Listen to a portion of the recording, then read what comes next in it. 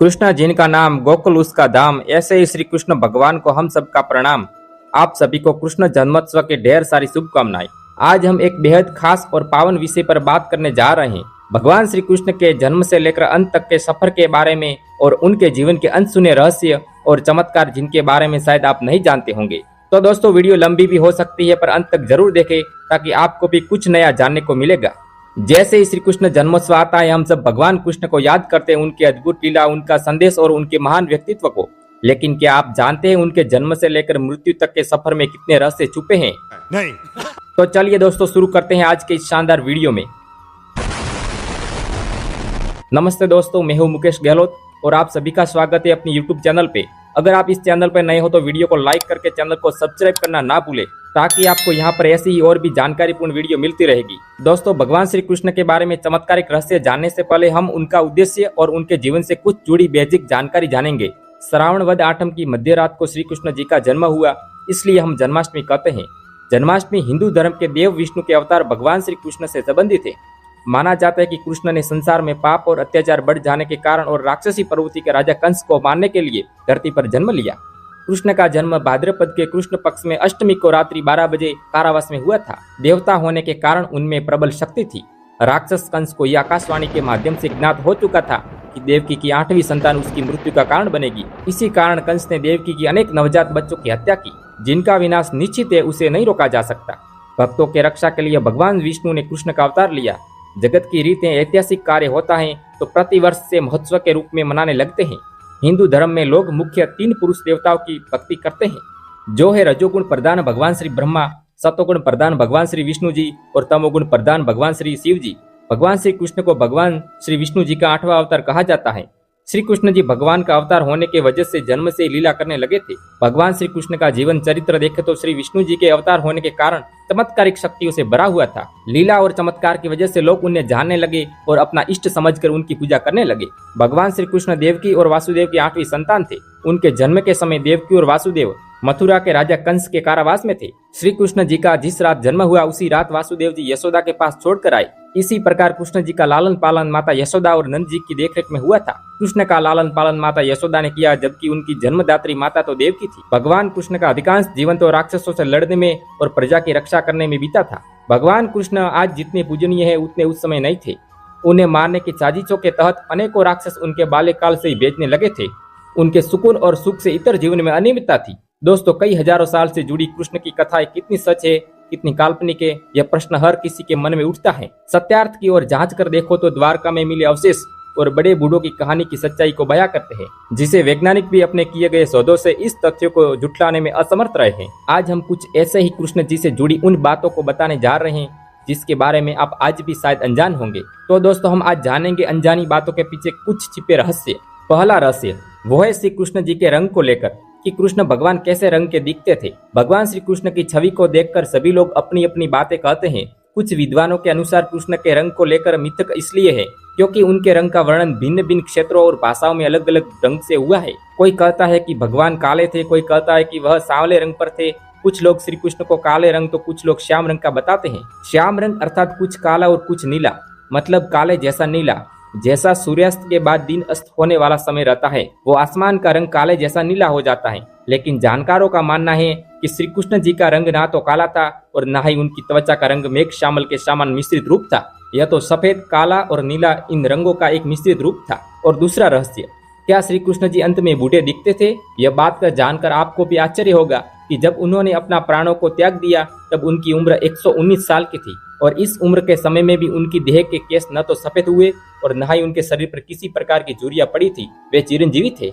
रहस्य तीसरा, श्री कृष्ण जी के शरीर की गंध। कहा जाता है कि श्री कृष्ण जी के शरीर से एक तरफ की मादक गंध निकलती रहती थी। इस गंध को वे अपने गुप्त रहस्यों में छिपा कर रखने की शक्ति भी रखते थे। ऐसे ही गंध द्रौपदी के शरीर में भी दिखने को मिलती थी। द्रौपदी के शरीर से निकलने वाली सुगंध चारों ओर फैलकर लोगों को उनकी ओर आकर्षित करती थी। सभी लोग इस सुगंध को सूंघते हुए उस दिशा की ओर चलने लगते थे।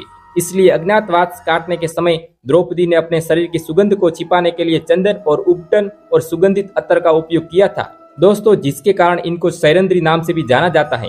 श्री कृष्ण के शरीर से निकलने वाली गंध रातरानी और चंदन की सुगंध से कुछ मिलती जुलती थी। रहस्य चौथा, जब श्री कृष्ण भगवान का जन्म हुआ तो जैसे जेल के दरवाजे अपने आप खुल गए, सारे प्रहरी श्री कृष्ण की माया के द्वार गहरी नींद में सो गए और यमुना नदी में बारिश के साथ एक भयंकर तूफान आया। उस बारिश में ही वासुदेव जी ने नन्हे कृष्ण को एक सुपड़ में रखा और उनको लेकर वे जेल से बाहर निकल आए। कुछ दूरी पर यमुना नदी थी, उन्हें उस पार जाना था, लेकिन कैसे जाए? तभी अचानक चमत्कार हुआ। उस यमुना के जल ने भगवान के चरण छुए और फिर उसका जल दो हिस्से में बंट गया और इस पार से उस पार रास्ता बन गया। इसी तरह यमुना जी ने सबसे पहले श्री कृष्ण जी के पैर छुए थे। कहते हैं कि वसुदेव जी कृष्ण को यमुना के उस पार गोकुल में अपने मित्र नंद गोप के यहाँ ले गए थे। वहाँ पर नंद की पत्नी यशोदा को भी एक कन्या उत्पन्न हुई थी। वासुदेव जी श्री कृष्ण को यशोदा के पास सुलाकर उस कन्या को ले गए। गोकुल में यशोदा का मायका था और नंदगांव में उनका ससुराल था। श्री कृष्ण का लालन पालन माता यशोदा ने एवं नंद बाबा ने किया था। जब कंस को पता चला कि छल पूर्वक वसुदेव जी और देवकी ने अपने पुत्र को कहीं और भेज दिया है, तो उसने तुरंत चारों दिशाओं में अपने अनुचर को भेज दिया और कह दिया कि कोई भी समय पर जितने भी बालकों का जन्म हुआ हो उनका वध कर दिया जाए। पहली बार में कंस के अनुचर को पता चल गया कि हो ना हो वह बालक यमुना के उस पार छोड़ा गया है। उस बालक को मारने के लिए पूतना नामक राक्षसी को भेजा जाता है, लेकिन श्री कृष्ण ने पूतना को नंद बाबा के घर से कुछ दूरी पर ही अपनी माया से मार दिया। इसके बाद नंदगांव में कंस का आतंक बढ़ने लगा तो नंद बाबा ने वहां से पलायन कर दिया। कृष्ण के जन्म के बाद उनको मारने की बहुत तरह की घटनाएं आती हैं, लेकिन सबसे बचकर निकल जाते हैं। कृष्ण ने अपने परिवार और प्रजा की रक्षा के लिए हर चुनौती को स्वीकार किया। अंततः उन्होंने कहर फैलाने वाले वास्तव में उनके मामा कंस का वध किया और मथुरा को उनके अत्याचारों से मुक्त कराया। जो भी उन्हें मारने आता है वही मर जाता है। कहना चाहिए कि मौत हार कर लौट जाती है। जिस व्यक्ति के जीने की तमन्ना है और जो मौत से नहीं डरता वही जिंदगी में कुछ बड़ा बन सकता है। रहस्य पांचवा, मान्यताओं के अनुसार जब भगवान श्री कृष्ण ने अवतार लिया था उससे पहले ही उन्हें चमत्कार दिखाया था। अपने जन्म से पहले ही वह चतुर्भुज रूप में देवकी और वासुदेव के सामने प्रकट हुए थे। तब उन्होंने देवकी और वासुदेव से कहा था कि मैं आपके पुत्र के रूप में जन्म लेने वाला हूँ और मैं ही कंस का वध करूंगा। मेरे जन्म के साथ आप मुझे नंद जी के पास छोड़ देना। तब वासुदेव और देवकी ने उसे बालक रूप में प्रकट होने के लिए आग्रह किया और कृष्ण भगवान बालक रूप में पैदा हुए। भगवान कृष्ण के इस जन्म के रहस्य के बारे में कोई नहीं जानता था, सिर्फ नंद बाबा ही उनके जन्म के रहस्य के बारे में जानते थे। वासुदेव जी श्री कृष्ण को नंद के पास छोड़कर जाने के बाद भगवान की माया से उनके जन्म के उद्देश्य के बारे में सब कुछ भूल गए थे। रहस्य छठा दोस्तों, पूर्व जन्म में भी माता देवकी भगवान कृष्ण की मैया थी। पूर्व जन्म में देवकी कौशल्या और भगवान कृष्ण राम थे और कैकेयी माता यशोदा थी। उस समय माता कैकेयी ने जब भगवान राम को वनवास भेजा तो उन्हें बड़ा दुख हुआ था। उन्होंने भगवान राम से आग्रह किया था कि अगले जन्म में आप मेरे पुत्र बनना। इसलिए भगवान कृष्ण का लालन पालन माता यशोदा ने किया। वसुदेव राजा दशरथ थे और नंद बाबा राजा जनक थे। राजा जनक ने भी भगवान राम से अपने पुत्र होने का सौभाग्य मांगा था। रहस्य सातवां, कृष्ण का द्वारका नगरी का निर्माण और उनका जीवन। कृष्ण ने अपने जीवन में अंतिम वर्षों में रहने के लिए द्वारका नगरी चुनी थी, जहाँ एक ही द्वार था। उन्होंने द्वारका नगरी की स्थापना की। यह नगरी एक मजबूत, सुरक्षित और समृद्ध नगरी थी जो समुद्र तट पर स्थित थी।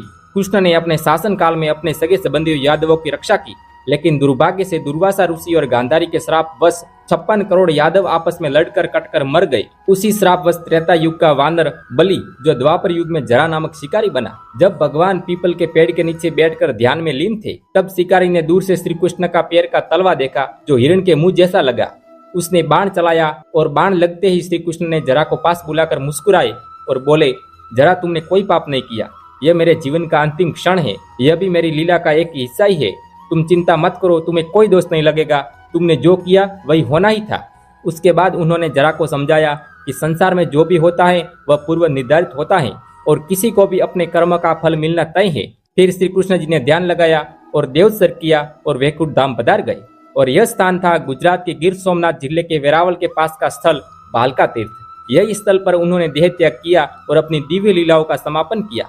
इसी प्रकार भगवान श्री कृष्ण जीवन में बचते और बचाते रहे, किंतु सुकून से नहीं रह पाए और अंत में श्रापवश भगवान श्री कृष्ण ने अपना देह त्याग किया। रहस्य आठवां, कृष्ण जी का नाम एक अन्य महत्वपूर्ण घटना के साथ आता है, जो है महाभारत का युद्ध। यह युद्ध कौरवों और पांडवों के बीच हुआ था। श्री कृष्ण जी ने युद्ध को रोकने का यथासंभव प्रयत्न किया, लेकिन युद्ध नहीं टला और महाभारत की युद्ध के रूप में होकर ही रहा, जिसमें पांडव विजयी हुए। युद्ध आरंभ होने के पूर्व श्री कृष्ण अर्जुन के सारथी बने। श्री कृष्ण ने जब अर्जुन का हृदय मन अपने प्रिय जनों के सहार की कल्पना से विचलित होते देखा, तब श्री कृष्ण भगवान जी ने अर्जुन के सारथी बनकर कृष्ण ने भगवत गीता का ज्ञान दिया, जो आज भी हमारे जीवन का सबसे बड़ा दर्शन माना जाता है। यह गीता का ज्ञान मात्र एक युद्धकालीन प्रवचन नहीं है, बल्कि हमारे जीवन के हर पहलू को समझाने वाला गूढ़ संदेश है। और अंत में श्री कृष्ण भगवान का संदेश और उनकी लीला। श्री कृष्ण का जीवन हमें यही सिखाता है कि सत्य और धर्म की रक्षा के लिए हर परिस्थिति में लड़ना चाहिए। वे भगवान होते हुए भी उनके बचपन से लेकर अंत तक पूरा जीवन संघर्षों से भरा हुआ था, कभी सुकून नहीं मिला। फिर हम तो इंसान है, क्यों डरे मुसीबतों से, जीवन पूरा मुसीबतों से भरा है, उसका डटकर सामना करने से सभी समस्या का हल निकल जाता है। कृष्ण ने हमें सिखाया है कि जीवन में कर्म करते रहो, फल की चिंता मत करो। तो दोस्तों, यह थी भगवान श्री कृष्ण के बारे में कुछ रहस्यमयी बातें जो आज आपको जानकर पता चली होगी। मैं उम्मीद करता हूं कि यह वीडियो आपको अच्छी लगी हो तो ज्यादा से ज्यादा अपने दोस्तों के साथ शेयर करें और चैनल को सब्सक्राइब करके बेल आइकन को प्रेस करना ना भूलें, ताकि ऐसी रोचक वीडियो की नोटिफिकेशन आप तक जल्दी पहुंचे। तो दोस्तों, मिलते हैं अगले ऐसे ही शानदार वीडियो के साथ। तब तक आप इंतजार करें, अपना ख्याल रखें। धन्यवाद। जय श्री कृष्ण।